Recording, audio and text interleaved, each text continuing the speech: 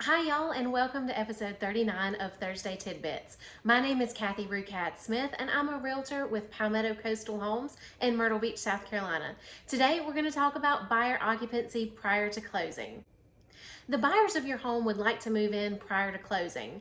Before we talk about the 3 pitfalls of allowing buyers to move in prior to closing, let's talk about the 3 times I most often see buyers asked to move in prior to closing. And if you decide that you are comfortable with allowing the buyers to move into your home prior to closing, I would recommend having the buyer and the sellers sign the buyer occupancy prior to closing form that we use in South Carolina. So here are the 3 most common times that I see buyers asked to move into a home prior to closing. Number 1, the deed does not record the same day that you sign your closing paperwork. Ownership of your home does not officially change until that deed is recorded into the new buyer's name. Most of the time, this happens the same day that you sign your closing paperwork. However, and for various reasons, this can occur later than the day that you sign your closing paperwork. Number 2, the buyers want to move their belongings into your garage or your home, but not physically move into the home themselves. I've most often seen this happen when either the buyers are moving from out of state to our area and their truck arrives before closing, or if your buyers are in a lease situation and their lease ends prior to closing.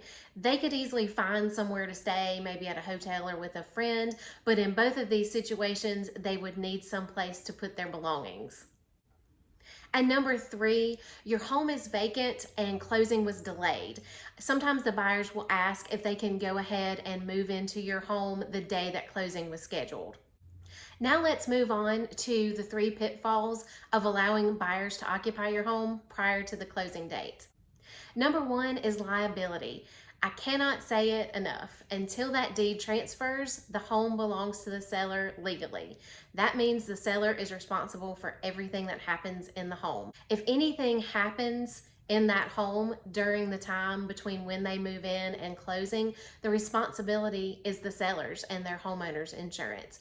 So let's say a fire happens or other natural disaster, or if somebody breaks into the home and steals some of the buyer's belongings, that responsibility can fall onto and will most likely fall onto the seller's homeowner's insurance. Number 2, closing does not happen and the buyers do not want to move out.